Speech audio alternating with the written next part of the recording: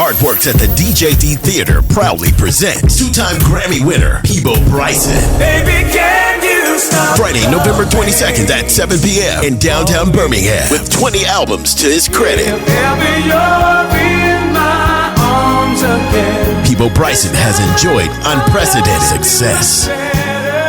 The DJD Theater's Artwork Series presents diverse award-winning national and regional artists. Tickets for Peebo Bryson are on sale now, starting at $39, with upgraded meet and greet packages available. Buy tickets at myv949.com or go to djdtheater.org for more info.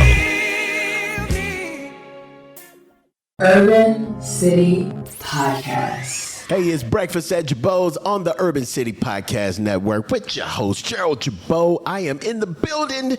And, of course, today's show is powered by Trail Ride Cigar Co. Log on right now online, trailridecigarco.com, and order one of your favorite sticks. I have in the studios with me today a very special guest. I've been clocking her on Facebook and on IG for about 3 months now, and I finally got her in the Urban City Podcast studios.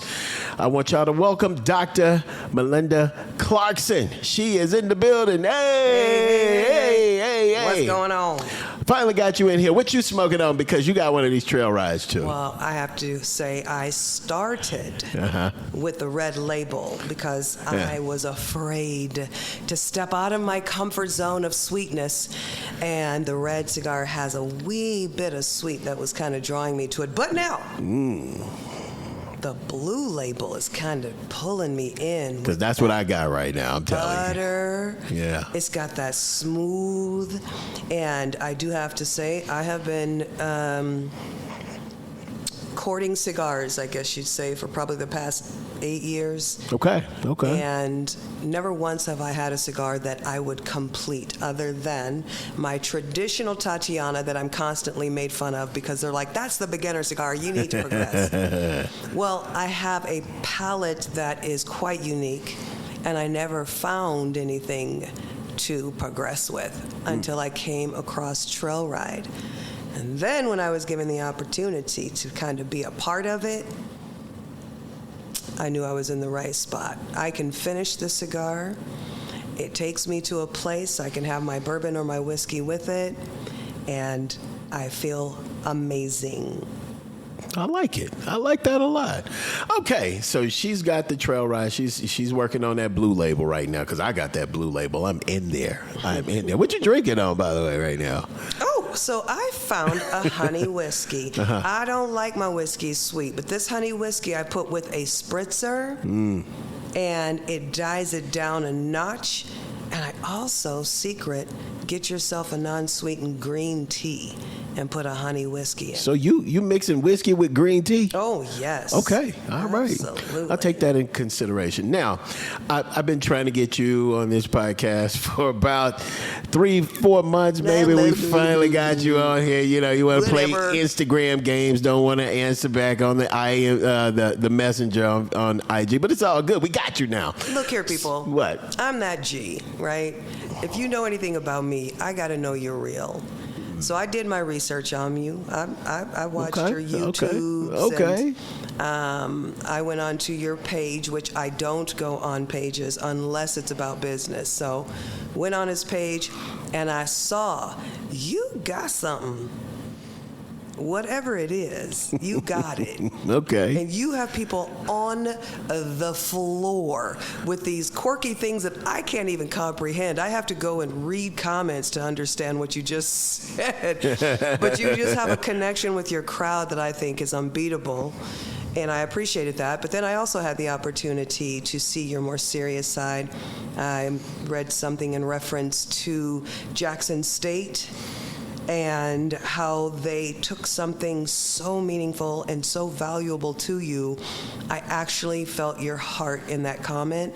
And then reading the comments, how your followers are protecting you and defending you on this because they know you were the right person for the job. But when politics gets involved, y'all know that that's a game. He's not a political guy. He's a real guy. He wants to make a difference. And I saw that, and that's valuable. Definitely a realist when it comes to anything and everything about the community that I'm from.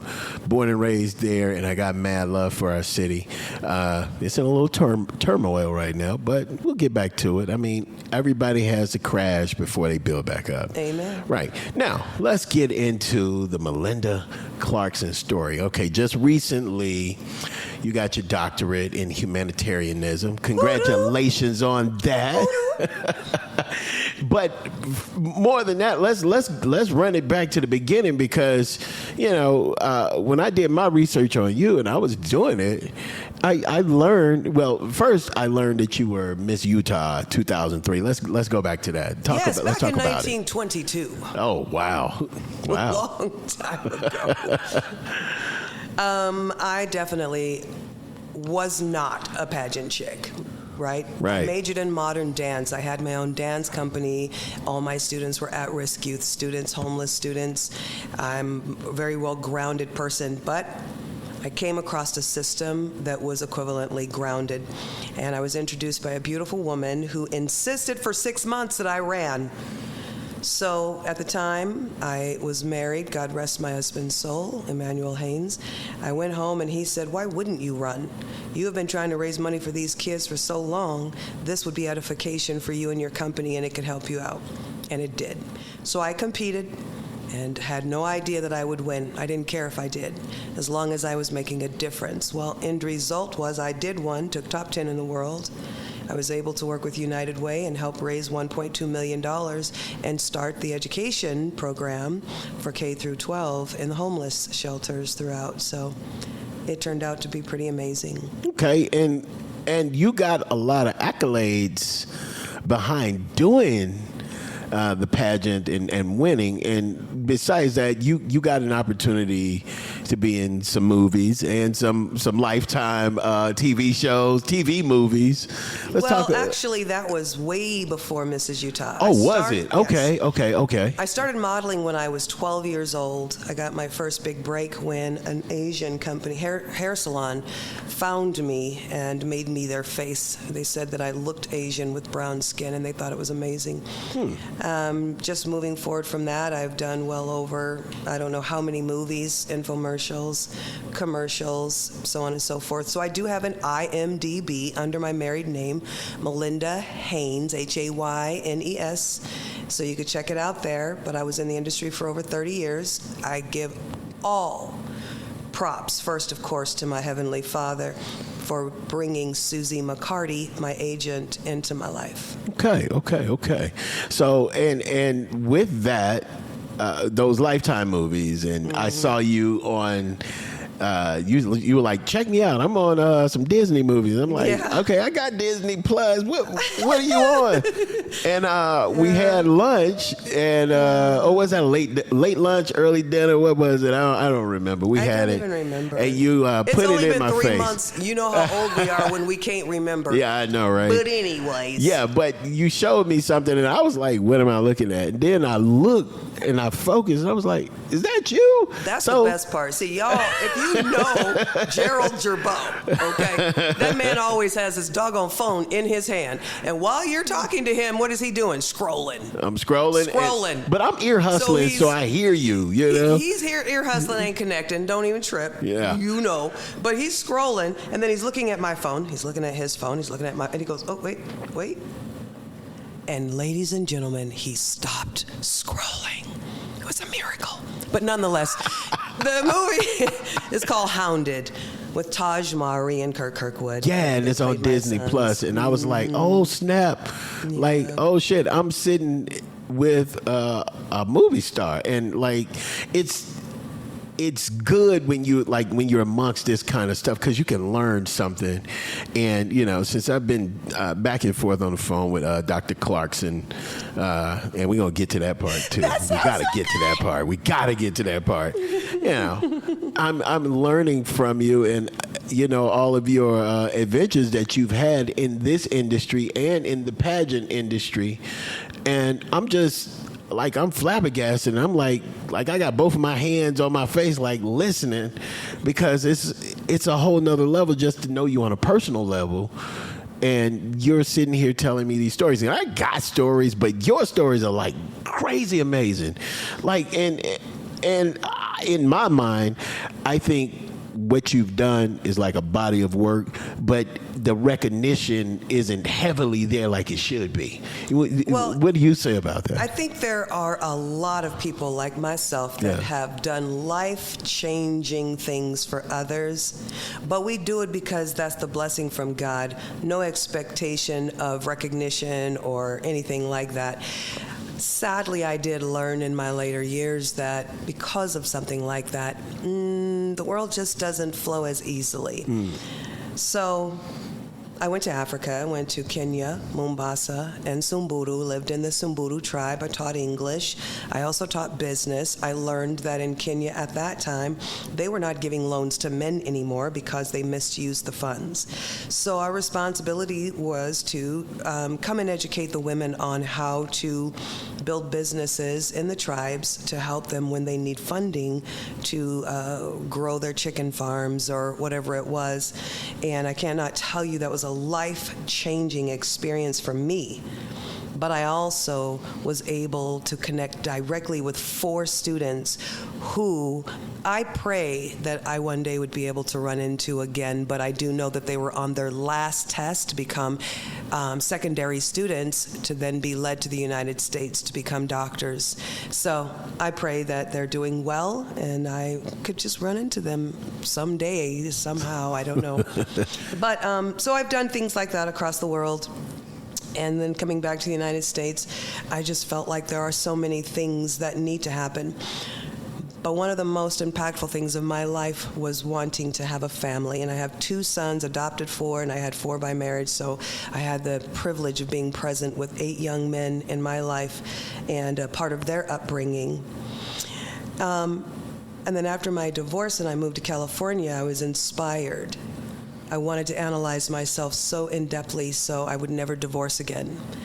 And I started a panel called Pillow Talk Live.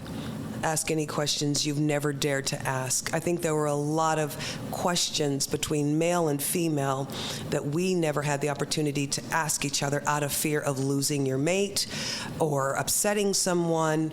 And so I took advantage of this. Shout out to Tim Stansell in LA, well, Rancho Cucamonga, because he's the one that said, you should call it Pillow Talk. And then I took it and extended it from there. I'm like, yes, it is Pillow Talk. It's these private conversations that couples have that they're not really going to the extent that they need to in order to be successful in their relationships. And then I recognized that that was an actual God gift given to me of logic in relationships. And studying as a theologian for 5 years with a beautiful man who suddenly passed away of a heart attack. He was a pastor. I also learned it from the biblical standpoint, from Judaism, Muslim, and the American Traditional Christian Bible. Okay.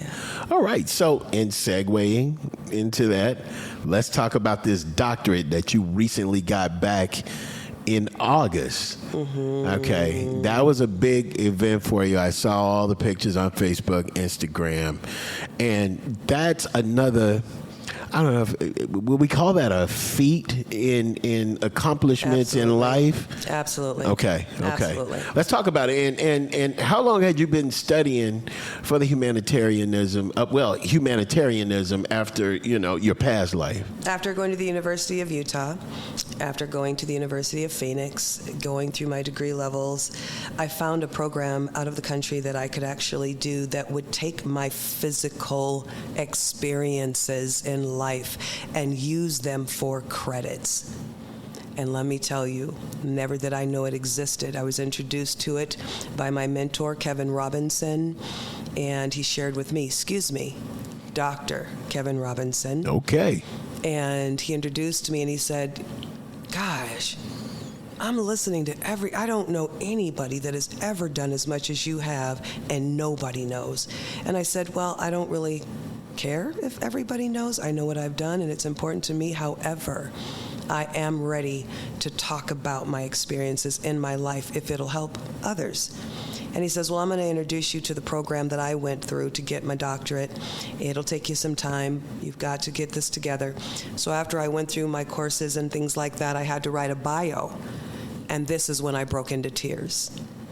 Because as I'm writing this bio, I contacted my best friend, Lakeisha Austin Maps, and a few other friends and family, and said, if there was anything that I have done in your life to make a difference, or anything that you can remember that I've done, period, send me an email, let me know. I've got to write a bio about myself, because I honestly did not really know how to get it started. Next thing you know, I got a flood of emails. I had no idea that what I had done had been such an impact. And being able to put it into words took me a minute. It took me about 2 months. And once I finally did, and I received the phone call from Dr. Zita, and she said, I'm not sure if we've really had many people that's had so many impactful experiences throughout their lives. And we are honored to, have you and accept you into our doctorate program. And I just bawled. I think I cried for 3 days because I finally felt for me, I'm finally getting the recognition that I did not realize I desired. Thus, I ended up walking August 10th. Yeah. I got my doctorate in philosophy and humanities. And just last weekend, I had the opportunity with the certification to recognize Nick Cannon on stage during Wild and Out. I saw the video on Facebook. That was amazing. Yeah. What was that experience like for you? Actually, it was kind of surprising because I wasn't planning on it. I was actually going there for Nick Cannon to recognize me. I did receive the Incredible Woman, Powerful Woman Award from him and his father, James. And I was like, wow, so this is what a doctorate can do for someone. Finally, people are stepping up and saying, be recognized for what you've done. Stop being shy about it, right? All of a sudden, I'm standing in line getting ready to go on stage, and Dr. Lance McCarthy was standing behind me. If you guys want to look somebody up who is pretty amazing, he's done a lot of feats. He was standing behind me with the proclamation that he had just picked up. And Annetta Bryant Jabari, love you to death. She has been my mentor on the female side, and I've known her now almost 20 years. She said, Melinda, they want a woman to represent the proclamation. So I'm snatching it out of Dr. Lance's hands. He's looking at me like I'm crazy. I have no idea what I'm doing. And she's like, okay, here's my go. Run. I was like, okay. So I walk out on stage. We all line up. And next thing you know, I am presenting Nick Cannon. And if y'all don't know Nick Cannon's nonprofit, go online, just type in Nick Cannon's nonprofit. I don't want to tell you the name, because when you do that, you're going to see so many amazing things pop up behind this guy. Yes, he can produce children like water, but he can also service the community. I'm just saying. So I was able to do that, and that was cool. Little Kim was there, and like all of these other artists. I saw all the there. pictures. You know, I didn't see the problem. You all, let me tell y'all something. Yep. Now, this is on me. This is on me. Now, Melinda, she invited me to the thing. Yep. But it was so last minute, and I was getting ready. I was just like, Oh my God! Okay. And then when she showed me all the photos and the pics, and then I saw them the next day on social media, I was pissed. I was mad as hell at myself. As he should have been. Yeah. You know, okay, he's because right. it's rare that you get like somebody that's of your stature to invite you, and you know what? I fucked up. Yeah. Yeah. So, you know, the next time you invite me to something, I just I'm so there. happened to be around you, and you were on the phone with your friend. Your friend is like, what? Yeah. You didn't go? I didn't go. Yeah. I did not go. I'm so mad at myself. But it was last minute. I literally had just came from my storage unit covered in dust, and my truck was packed with mess.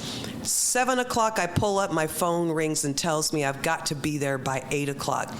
Now, ladies, y'all know you gotta be G-status ready. And that pageant experience, I was like, black, black, black, black, black, shower, makeup, which I only wear like 3 items, so that wasn't too bad. Right. Hair already done. Hoop, shouts out for the hair extensions. Yeah, y'all talk smack, but this is how we always correct when we needs to be. Aye. Okay. And then he's running in circles, and he's like, okay, give me a minute. I gotta go get dressed. And you didn't hear nothing else from me. You didn't hear nothing else from me. You know what I did? Do you want to know what I did? I tapped out. He did. I tapped out, and I was pissed the next morning when I saw everything, and I saw all the text messages and all that good stuff. But I'll be ready for next time. Now. But you know what? Yeah. There is nothing wrong with a man that says, hey, I fucked up, I'm sorry. Yeah, I Much don't, respect. If I'm wrong about something, Much respect. or I can see it, I don't have a problem with apologizing. Yeah. I don't know why a lot of people won't stand firm on that. I mean, I just do. I think makes I you, got over it faster than you did. You did, yeah. I think it makes you a better person when you're doing it like that. You know what I'm saying? When you're able to just admit to wrongdoing, it builds your character. It does, and it educates you, and it makes you. Everything is not an issue. Right. 99.9% of the time, it's a learning tool. Absolutely. So. Now, let's talk about you on social media, because, ever since I found out who you were, and I look at your social media, and I'm like, every time somebody says something on social media that is an attack or seems like it's an attack to women, I always see you interject. And I'm like, why are you, and this is a question, and I guess this would be a public question. Why are you always intercepting or, saying something back when you really don't have to men who think a certain way or they have an opinion, a strong opinion about the way women should be? Why do you feel like, as a human being, that you have to, say something, always go in on it? Because I'm like, I always want to text you, like, did you really have to just go in on the guy like that? And then it's always a debate, or it comes from the guy. It always seems like it's an argument. They turn it into an argument. What's with that? Tell me about that. I am an advocate for relationships. I am an advocate for strong, positive black marriages. I am an advocate for it, and I will continue to fight for it. Like I said, I started Pillow Talk Live, Ask Any Questions You Never Dare to Ask, because I saw the disconnect. And the bottom line is we all have traumas, and we all are broken in some way, shape, or form due to a relationship.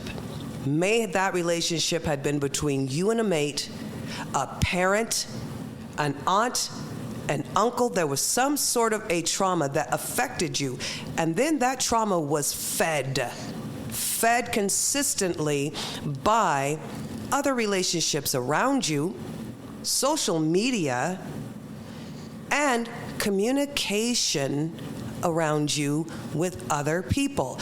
Someone just said on social media that our kids can't handle hearing adult conversation. And of course, that reply had to do with adults and adults. But if you take that amongst children, we sit and cuss kids out all the time about doing the right thing, yet our walk, our talk, and you and I have had this conversation, right? We have this way of having a very comfortable conversation amongst us, not paying attention who is listening. And then when those youngsters start talking the way we're talking and behaving the way we're behaving, we chastise them.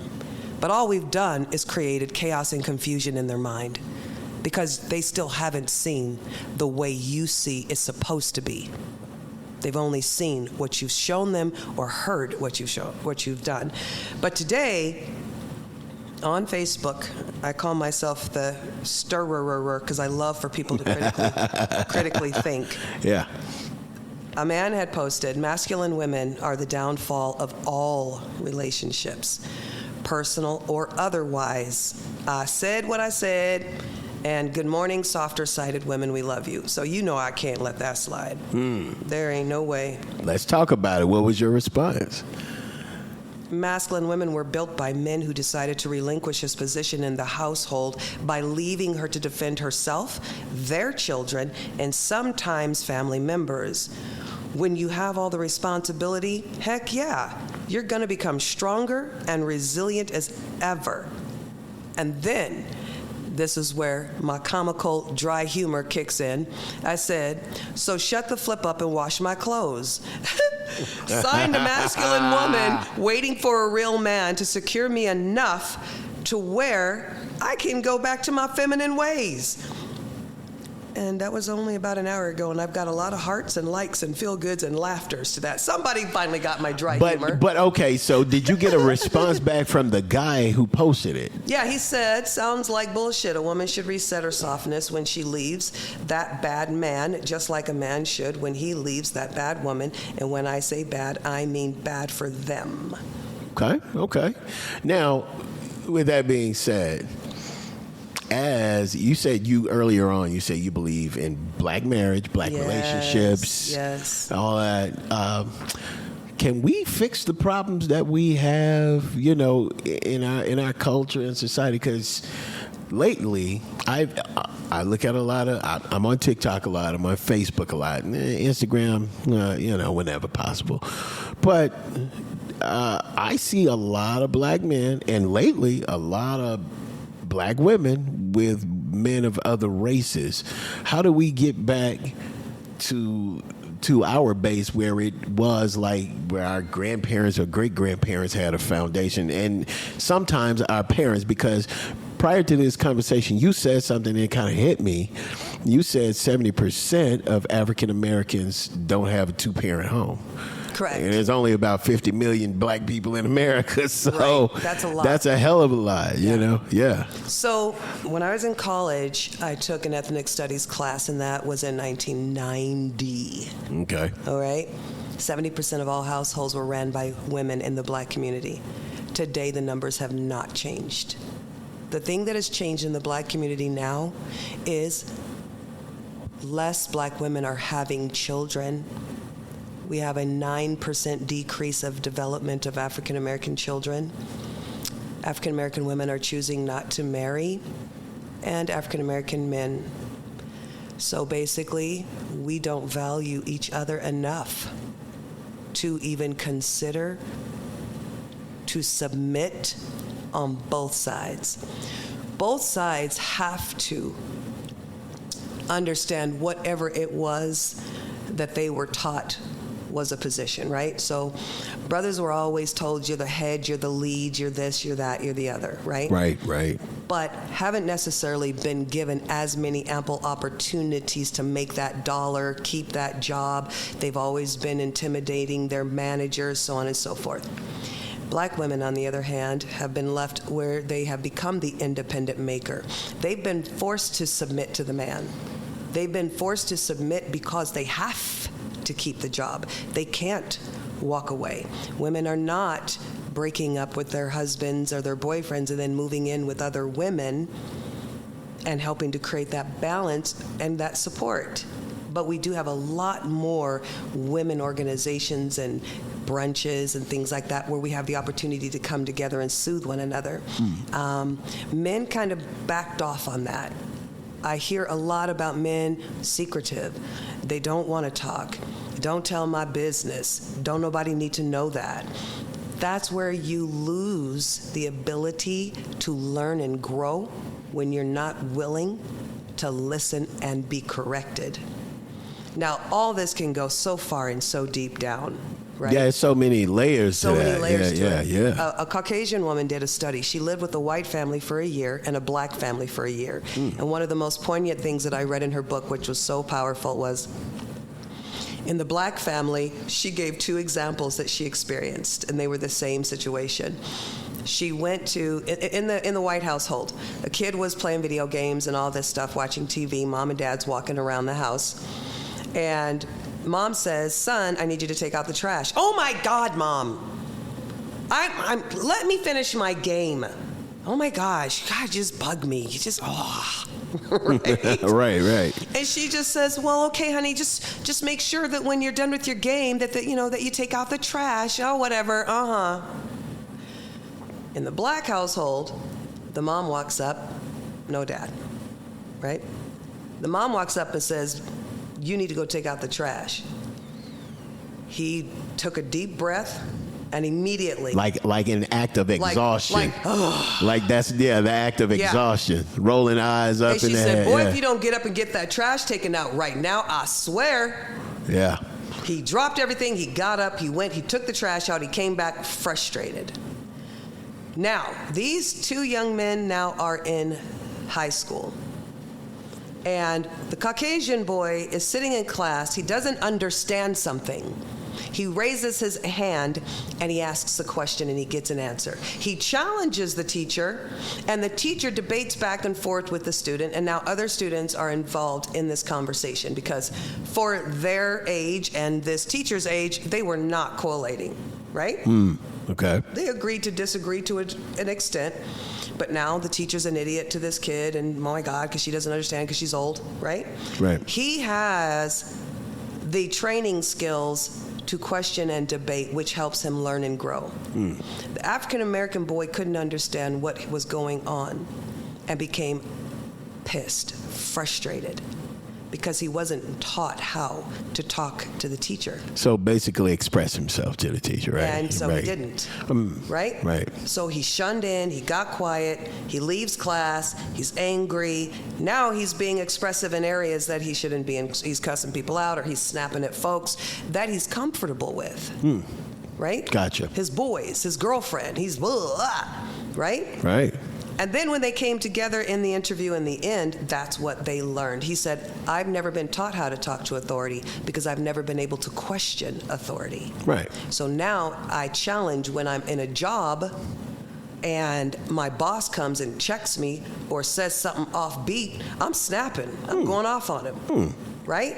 Right. Because I have no idea how to absorb what he's saying, break it down into my mind, critically think, and get the actual juice of what he's saying. Dude, you didn't do that right. You didn't make the fries right. You did this, da, da, da, da, da, da, da. He doesn't understand that he didn't even get that far. All he hears is You coming at me. You disrespecting me. Right. I'm coming back at you. Now he's fired. Right. And he still doesn't understand why he's fired. Exactly.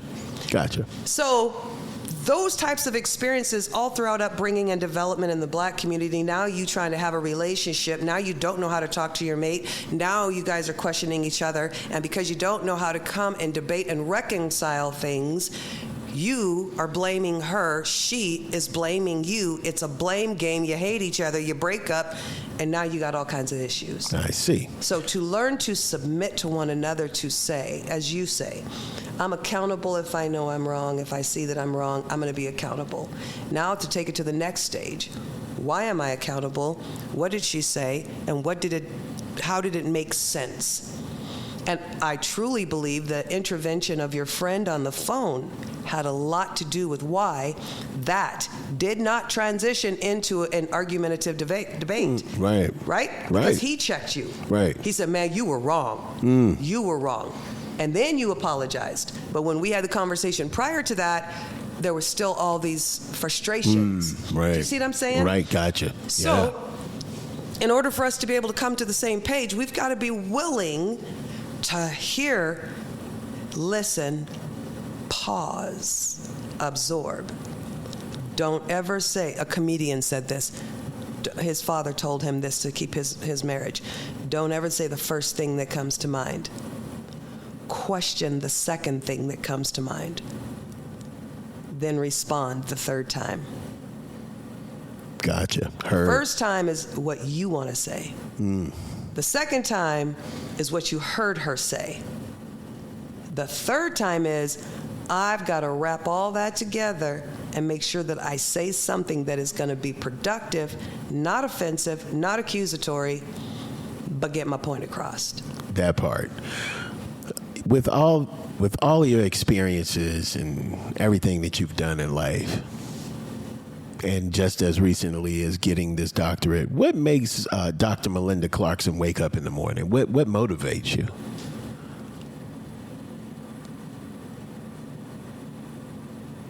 Another chance. Another chance at what? Being a mother. Okay. Becoming a good mate for a man that I desire to have in my life as my husband. Know God the way that I'm supposed to know him so that he can guide me in doing the right things. Provide and protect for my home until I am placed in a different position and I don't have to do that anymore. And at that time, I will give my 110 that I currently give to everybody else. That 110 will go to my household. Was there ever a downtime in your life where things weren't ever going great? Have you ever been like without in your lifetime? Oh my gosh. You should have said how many times. Oh, wow. Wow. Woo, Lord Jesus. Let's go to church. Okay. Yes. Yeah. There have been so many.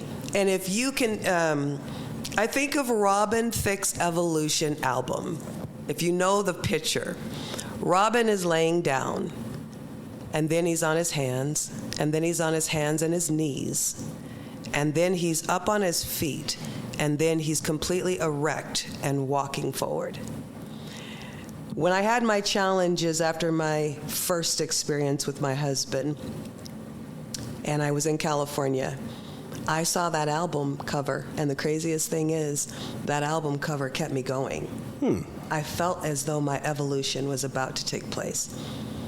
But as my family was continuously attacked with drugs, with anger, with death, with loss, and me trying to continue this evolution within my steps, it reversed. My erect went to hunched over, went to my knees, went to my hands, went to me laying flat. And at that point, I wanted to die. I begged to die. I did not care if I lived the next day. I thought that I had failed. I failed my kids. I failed my marriage. I failed everything. And then I married again. And that was more traumatic than the first one. But God is good because I got out of that one quickly.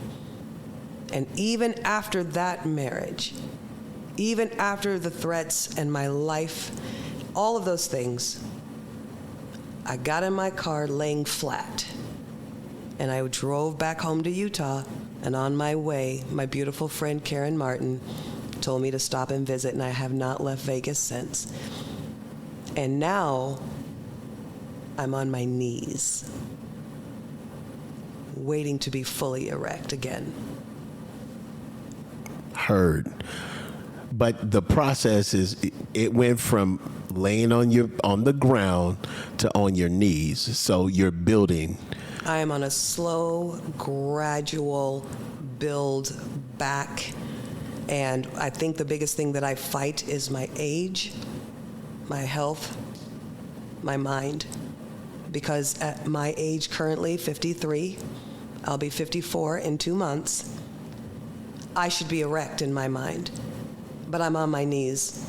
And so I pray every day and every Tuesday morning with my cousin Golden and all of our sisters so that I can try and find what is supposed to have me standing upright.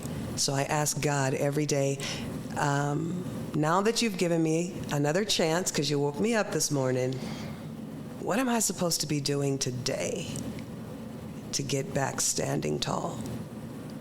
And my doctorate humbled me. And I just also want to say thank you so much for being my escort that day. Yeah, I got the opportunity to escort her That was to get her doctorate. She doggone cool. I gotta let the audience know, like, I know she could have picked anybody else, but I mean, of course she wanted me, guys. So you already know how it is. So Gerold Girbeau.